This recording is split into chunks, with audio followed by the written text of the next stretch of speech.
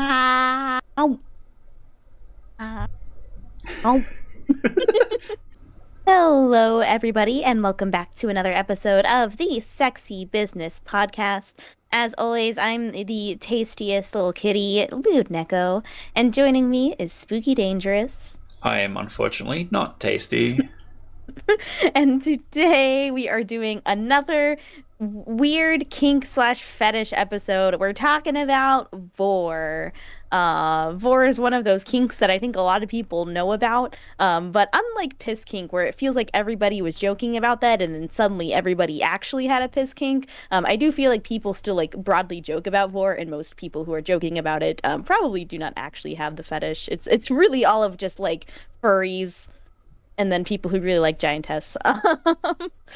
Now, vor is a fetish I have, so I'll get to kind of provide a little bit of an insider perspective, I suppose.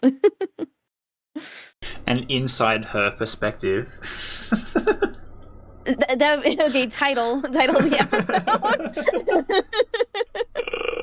episode. But yeah, like vor is just one of those things, where when it comes to like kink origin stories, if you think about it for long enough, you can usually figure out the reason like why you developed a kink. Like for like latex, like a lot of people are like, "Oh, I saw Catwoman in the comics when I was a kid, and I really liked her shiny suit, and then that just followed me into adulthood." A lot of furries talk about like I watched Robin Hood and I thought the fox was hot, things like that.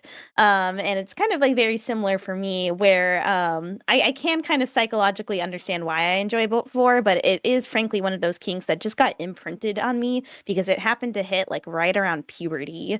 I was a very unmonitored child on the internet. My parents just sort of trusted me to, be good. And I was just on YouTube, and this would have been like, 2011, 2012 or so. And I was just like, I would just put in random keywords of like Mario, Zelda, Sonic, like whatever games I was into at the moment. And it just so happened I stumbled across this channel. I don't know if it exists anymore. The videos are probably somewhere called, I think it was K-Phoria.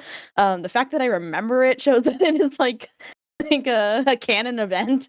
And they just had like dozens and dozens of these like really badly drawn MS Paint vor videos. Like really stupid. Every video played out the same. I remember one of them, it was like Amy and Sonic is like running really fast, and he basically accidentally gets eaten by her. Like he just runs into her mouth and then ends up in her stomach or whatever.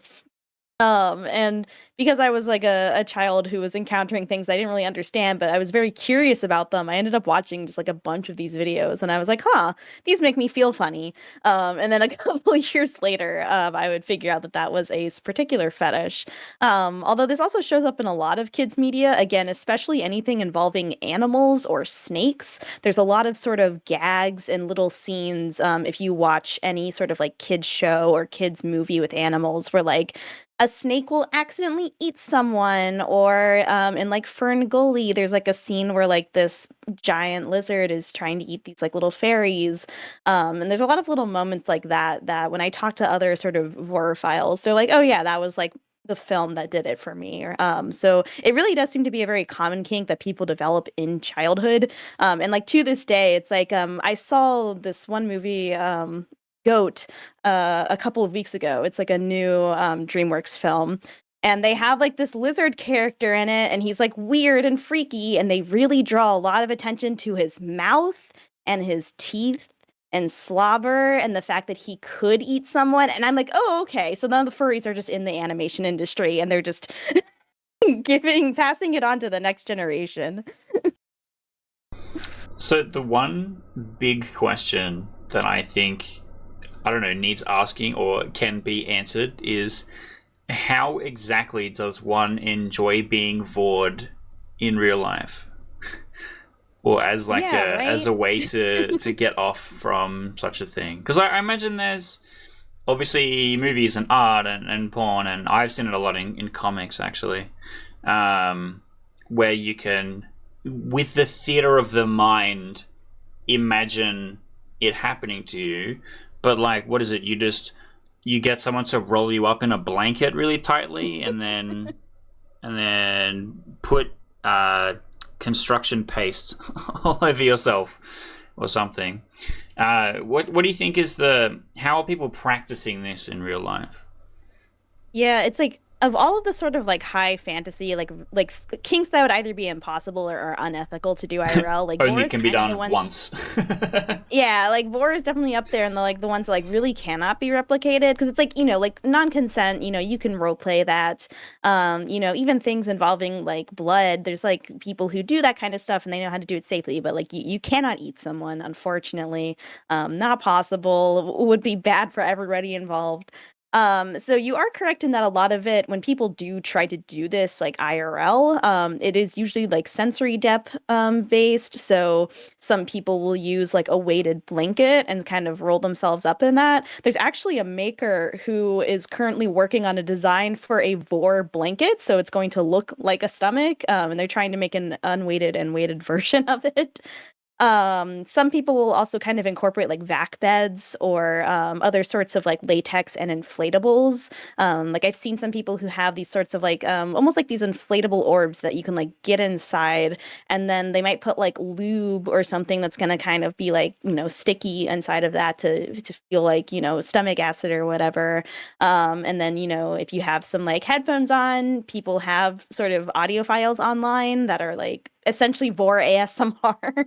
And so some people will sort of create like sensory experiences for that themselves in that way, but I think that's like pretty rare for the most part. When I've talked to people about this, it is really like this is just something I jerk it to, or this is something that I do like ERP with, which I think is why there's so much Vor art, right? It's like there's this kind of like meme where it's like if you look up any character on Google without safe search on, like on the first page, there is a Vor image somehow, especially if they're like a furry character. It's like My Little Pony, Pokemon, something like that. Like Vor just shows up. And I think because this kink is like so impractical that it leads to sort of this like mass need to create as much art, erotica, videos, animations as possible. There's even an entire website called Eka's Portal that has existed for like well over a decade, where people only post Vor, and so it is literally just like this huge collection just for this one fetish. I guess like the one interesting thing I did hear about, and I haven't like double checked this, so maybe I'm spouting bullshit, but I heard about in Japan there was some sort of like quote unquote like Vor cafe that like basically you could pay to have that experience of like they had apparently some really intricate setup that like involved like an inflatable that like had all of the sensory things that would make you feel like you're being vored. Don't know if it still exists or if it ever existed. This was just something I heard about a couple of different times on like various Vor sort of like forums and subreddits. So maybe that is a niche that someone would be willing to pay a lot of money for. I definitely feel like I don't know if there are any findoms in the audience. There is a huge market for giantess in particular when it comes to Vor. Is like that's one of the most common types that isn't furry, is really like giantess and little tiny human. And I guess that is one other way of engaging with it IRL, is some people will kind of do things where like they'll eat gummy bears or kind of other sorts of little treats that look human, or like swallow things whole, as a way to sort of like tease someone about like, ooh, that could be you. But a lot of it really is just kind of trying to have some of the sensations of it, but you can't really get the actual thing at all. So some of it sounds like an engineering problem, because when you said there's like a Vor cafe in Japan, I'm imagining, because I've seen like how they do like the soap bar or whatever it's called, and the like the muscle mommy maid type stuff. But sometimes they have more elaborate setups for what they need beyond a stage or whatever, right? So I can imagine that they could just build like a slippery dip type thing that you enter and would essentially slide down, but it could have lots of different mechanical parts to it. Because in theory, you could simulate what is it, peristalsis, to slowly move the person down the slippery dip rather than making them slide down, and you could have a surface on the inside that you don't slide on. You're kind of stuck to. Like you could just Velcro someone to the side of it and have it like slowly, wash them down. So in theory, there's some kind of 4D cinema experience engineering problem that this could solve, but it's also not like a one size fits all kind of problem. It would have to be kind of bespoke to each person or only specifically very small people. Yeah, and I mean the other thing is that there are lots of different kinds of vor, and people have different like sort of parameters they like their vor to be in. So obviously it's like, the thing everything thinks of is like, oh, someone gets eaten and goes to the stomach. But there are actually forms of vor for basically any hole, and even some things that aren't holes on like a body. So there is like going up the butt, or going up the pussy or into the cock, Yeah, I've actually as like kind seen of a the lot of stuff like that. There's one guy in particular whose name currently escapes me, but has an incredibly long running comic about one very small character, and they are sort of furry, they are anthro. And the like main love interest is big, sort of dragon esque kind of thing. And it starts out with like the main character's like, I really want you to eat me. And then like later on they do stuff like cock for and stuff like that as well. And so it really is to be consumed, not necessarily eaten. But I have also seen snake stuff where it's like how the anaconda strangles you rather than specifically eats you as well. So like kind of the same effect. Yeah, related to that, there's also sort of like soft vor versus hard vor. I think a lot of people, when especially when they're not familiar with vor, they really imagine like the most violent and painful form of it. Like that's what people always ask me. They're like, "How could you be into vor? Like that would be like such a painful, awful, horrible experience to be like torn apart and like acid digesting you and stuff like that." And that would be in the realm of hard vor. So hard vor is vor that really depicts the kind of gruesome parts of it. So you will see like blood. It's going to be like more like quote unquote realistic, and then the prey will typically die at the end. Whereas with soft vor, there's just sort of like Looney Tunes laws where it's like, yeah, they got eaten, but it doesn't actually hurt. It just feels like a sauna in there. And like, they can even have it be like non-fatal, where like either they're gonna get kind of like let go eventually, or somehow they're gonna magically regenerate. There's not all like, again, it's like really just all sorts of like silly magic laws for like how lore can work in any given universe. Because for a lot of people, it is actually like almost like comforting. It can be sort of like a sensory comfort. Unsurprisingly, I find many people who are into lore are neurodivergent or like on the like asexual spectrum. And so for some of them, it is kind of this feeling of like essentially the ultimate hug, is how I've seen some people phrase it, is like to be inside someone, to be like warm and safe and held, especially if like you're imagining sort of the top for this as like your partner or a fictional character you really enjoy. So even though war seems like it would be sort of this like inherently like scary masochistic experience, for a lot of people, it can just be sort of like comforting or almost like a caregiver sort of experience. Okay, so I'm way more on board to be hugged so hard that I die. Um, there's actually a scene in Overlord season one where he's fighting against Clementine, and she stabs him in the both eyes actually, which obviously doesn't hurt because he's an undead skeleton dude. And then rather than fighting her or like using his swords or magic or anything, he just kind of hugs her and then slowly hugs her tighter until she explodes, pretty much. So I'm wondering if that was a Vor awakening for anyone, where they're like, "Hey, yo, snap me like a glow stick." I mean, absorption is like a kind of war where like you kind of just get like sucked into someone. So I can imagine like hugging someone so hard they just like go into your body or become part of your essence or whatever. Because like with it being so popular in the furry fandom, there's also like a lot of people who essentially have OCs that were like made for vor. So like slimes are really popular because they can just like absorb people, and you can see them inside of there, and it could be safe, or it could be an acidic slime. They're gonna digest you or whatever. And especially with like like Pokemon, like there's all sorts of like implications about like various sorts of Pokemon like eating one another, or like Victory Bell, or whatever that one is that looks kind of like a pitcher. Like plants are another really popular one, like Little Shop of Horrors, that musical. I did also see that as a teenager, and I think that was also influential on me because I remember seeing the giant plant and being like, I don't know. I want to slide down that thing. That puppet looks cool. So yeah, it shows up in a lot of sort of different kinds of monsters, whether it's, plants, sort of like typical like monster girl fare, whether it's Pokemon, various kinds of furries. There's like a lot of overlap, especially with like predator prey, which is of course another very popular sort of kink in the furry fandom because it's so closely associated with like anthros and animals.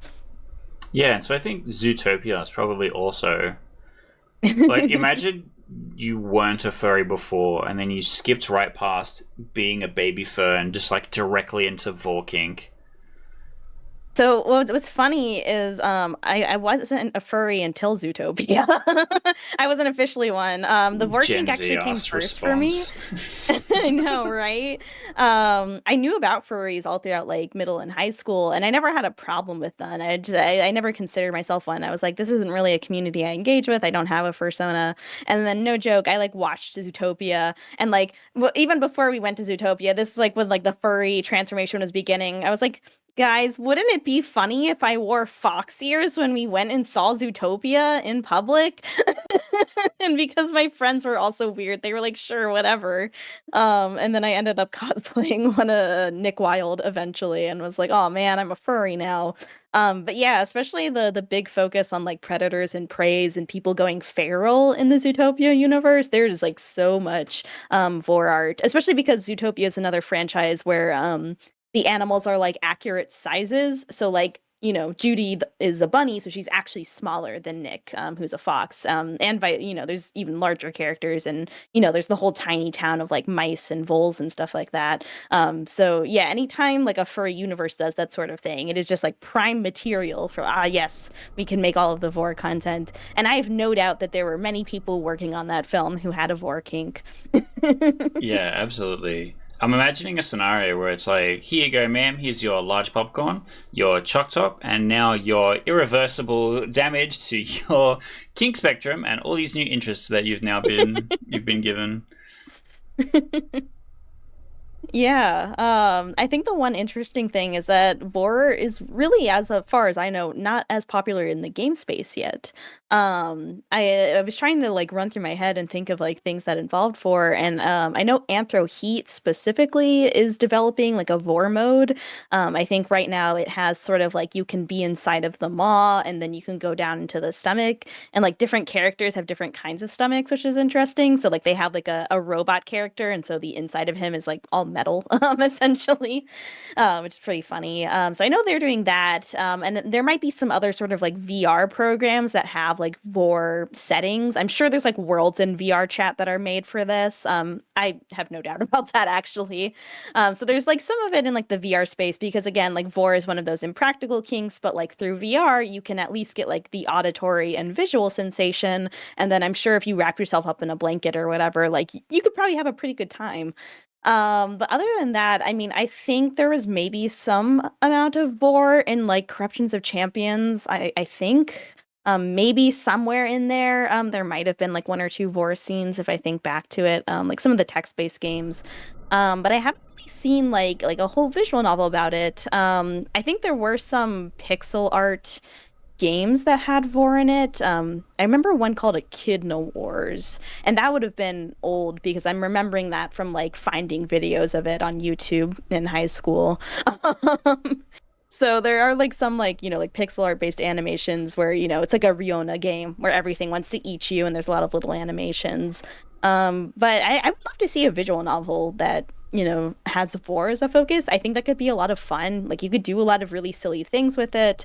You could even kind of have it where it's like, in a furry universe and each character is like a different kind of vor, so that way people can avoid the kinds that they don't like. So, if you're really into vor, be the change you want to see in the world. I feel like it could be really successful because vorophiles, because it's such like a niche kink, they will absolutely like fund things that they think are worth a lot of money. Like it's kind of the trope of like, the furry artist who is making thousands of dollars a month off of drawing, Judy Hopps inside someone's stomach.